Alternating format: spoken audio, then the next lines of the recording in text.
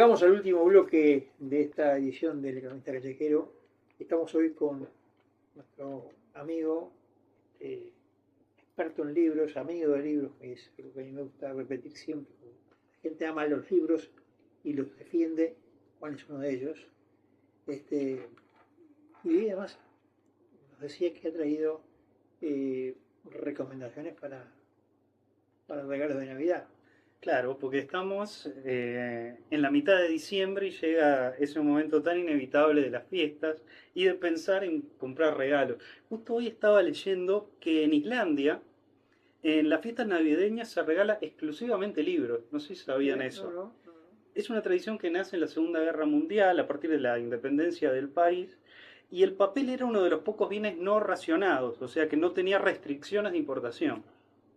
Entonces, cerca de las fechas de Navidad hay una gran producción de libros y todos los 24 la familia se reúne, se regalan libros y se juntan a leer con chocolate. Se regalan libros y chocolate. Qué bueno. Es interesante. Entonces yo traje para ideas, para regalos, que llega a este momento, ideas de recomendaciones de libros de editoriales independientes uruguayos para tener, bueno, ideas y no regalar el libro del diputado, del psicólogo siempre y tener otras alternativas, ¿verdad? Bien. La primera es Retrato Roto de Gustavo Martínez, editado por Deletreo Ediciones. Cuenta la historia de Daniel, que al principio del relato es un niño que se encuentra entre dos aguas. Tiene un abuelo comunista, ¿no? El abuelo materno que peleó en la Guerra Civil Española en el bando republicano y se exilia cruzando los Pirineos hacia Francia. Los Pirineos en la novela va a ser todo un símbolo. Más allá de los Pirineos físicos hay un Pirineo metafórico que separa gente que vive incluso dentro de sus propias casas. Y el abuelo paterno, que es bastante protagonista en este libro, en cambio, era militar. Durante toda la novela se lo conoce como el coronel del lado franquista y que vive con la tristeza de no haber muerto con gloria, ¿no? De no haber muerto en una batalla heroicamente conduciendo a sus hombres, ¿no? Pero lo cierto es que nunca llegó a más de coronel y nunca peleó en ninguna batalla, ¿no? Tiene esa cuestión. El coronel tiene un hijo que es su esperanza, ¿no? Un hijo que fue militar, José, que es el padre de Daniel, que se casa con la que le llaman la gallega, de una gran belleza, e hija de este comunista exiliado. Se conocen en Francia y se van a Uruguay. La cuestión es que acá José pasa a ser el orgullo de su padre, el coronel, porque empieza a ascender como militar durante los primeros años de la dictadura militar en Uruguay, ¿no? El problema es que José tiene una debilidad por las mujeres y las mujeres tienen una debilidad por él, sobre todo las mujeres de clase alta, hasta que empieza a tener algún romance con algunos compañeros, con algunas mujeres, perdón, de los compañeros del ejército, y uno lo descubre, y uno de menor rango que él, y lo mata. El crimen pasional es ocultado, ¿verdad? Y se empieza a decir que José murió como víctima de los sediciosos, o sea, ha caído en acción. Se crea un relato heroico alrededor. Y Daniel, su hijo, presionado por el mandato social y de tener un padre héroe y también un bisabuelo, incluso, y en medio de una familia incomunicada decide seguir la carrera militar. La novela es una novela polifónica, pero con un coro de voces que no se escucha entre sí. Son palabras nunca dichas lo que prima, y la trama se construye entre mentiras, ¿verdad? Muy ligado a esta cuestión militar de mantener las apariencias, de lo artificial del uniforme, la disciplina, el protocolo, etc. Y a Daniel le cuesta lograr el protagonismo, sentirse protagonista de su propia historia. Y eso está muy bien logrado en la novela. La voz de Daniel es tímida, pero es la que más se escucha. Es la que hace preguntas incómodas, la que de alguna manera empieza a hacer temblar esos cimientos de secretismo familiares que se habían construido y que tienen una estructura frágil. O sea que el primera recomendación, Retrato Roto, Gustavo Martínez, Deletreo Ediciones. Después seguimos por la zona de los Pirineos, ya que estamos, y Heredarás a tus muertos, de Maritza Vieites, que edita Da Vinci Ediciones, que ya hemos tenido varios libros de Da Vinci Ediciones en esta sección. Narra la historia de esta protagonista, que es Aisa Egoa, que también busca en su linaje, trata de buscar en su linaje y del conocimiento de un pasado que la liga con los cátaros, los agotes, los gitanos y los vascos. Para eso va a ser un viaje en el tiempo, no a través de máquinas que son propias de la ciencia ficción, esas cosas aparatosas y artificiales, bien de los escritores varones de ciencia ficción, sino que solo necesita una pequeña tisana a partir de un personaje que es una hechicera, a veces llamada bruja, y con eso va viaja en el tiempo hacia vidas pasadas, a su descendencia y mundos invisibles, según esta cosmovisión que pasado, presente y futuro comparten el mismo espacio y el tiempo es una ilusión. Es una novela que mezcla historia, es una novela histórica y que rescata las tradiciones místicas de otros pueblos. Una novela muy al estilo de Kathleen McGowan, por ejemplo, que es una investigadora y estudiosa de la figura de María Magdalena y que crea ficciones a partir de eso.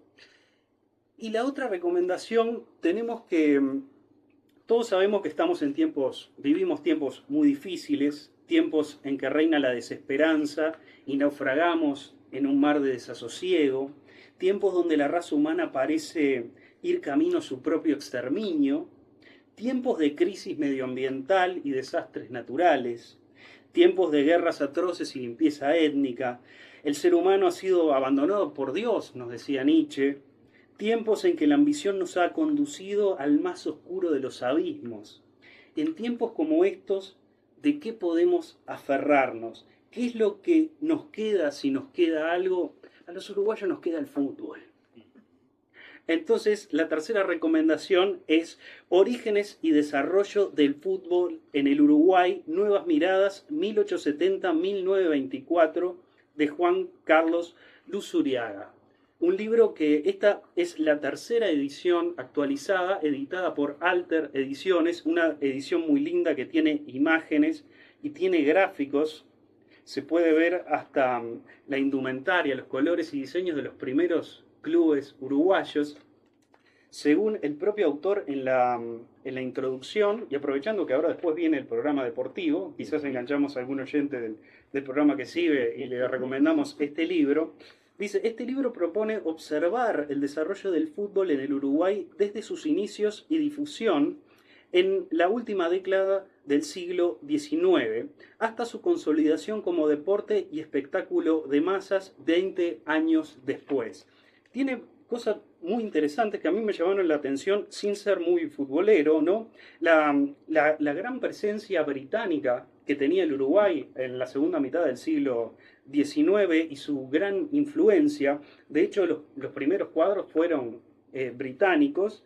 Entre ellos estaba el Montevideo Cricket Club, el Montevideo Rowing, que es del Club Rowing, que todavía existe, el Club de Remo, el Albion, que todavía existe, y el CURC, el Central Uruguay Railway Cricket Club, ¿no? Cuadro formado en el barrio Peñarol por trabajadores ferroviarios y la mayoría de ellos anglosajones. Se trataba de cuadros ingleses, como decía. Según las crónicas, esto es interesante, al finalizar los partidos se cantaba el Auld Lang Syne y el God Save the Queen, o sea, la tradicional canción del adiós y el himno real inglés, al final de cada partido, ¿no? Era muy frecuente en los primeros años que se armaran partidos entre cuadros locales y cuadros ingleses que venían de buques de guerra británicos y cruceros, como por ejemplo el equipo formado por los tripulantes del Royal Navy. Y en ese momento se destacaba, el primer cuadro uruguayo, entre comillas, que se destacaba, era el Albión, que Su cancha estaba en Paso Molino, lo que ahora es Prado, en esa zona, ¿verdad? Que en 1896 de 19 partidos solo perdió uno. O sea, fue el primer gran cuadro del Uruguay. Se trataba de cuadros de elite, ¿no? De clase alta. La mayoría de los jugadores eran británicos o descendientes de británicos. También hubo un cuadro alemán que se formó en 1896 que se llamaba Deutsche Fußball Club. El primer cuadro criollo es el Club Nacional de Fútbol, fundado en 1899, que se formó en un entorno universitario. Les voy a citar algo que dice sobre la... Pero es uruguayo, dice fútbol. Dice fútbol, sí. Y porque el deporte es fútbol. Miren lo que dice sobre la fundación. La Nacional se funda alrededor de un grupo de gente universitaria, ¿no? Y dice así: tuvo Nacional un comienzo alentador, aunque al año siguiente su solicitud de ingreso a la recientemente creada Liga Uruguaya, la Liga Uruguaya de Fútbol, fue rechazada por considerar que el conjunto de criollos no tenían condiciones suficientes, sumado a que la mayoría eran menores de edad. En realidad, la decisión también expresaba el rechazo al nativo, considerado inferior por los ingleses. Increíble esto. En este último año del siglo XIX, pese al contratiempo, Nacional sería un imán para más y más jugadores y conjuntos criollos, ¿no? Y también, digamos, el fútbol servía, y esto está en el libro, como una forma de organización social, de ingeniería social. Miren lo que dice sobre los simpatizantes del KURK, y con esto cierro. El conjunto aurinegro se forjó en el interior de una empresa, la empresa ferroviaria, y con una cantera numerosa. Fue apoyado institucionalmente porque se entendía que el fútbol atraía multitudes al field, a la cancha, y las alejaba de ocupaciones perniciosas para la compañía, como la bebida y la actividad sindical. No era una novedad, la misma política se aplicaba en Gran Bretaña y el KURK era una firma inglesa.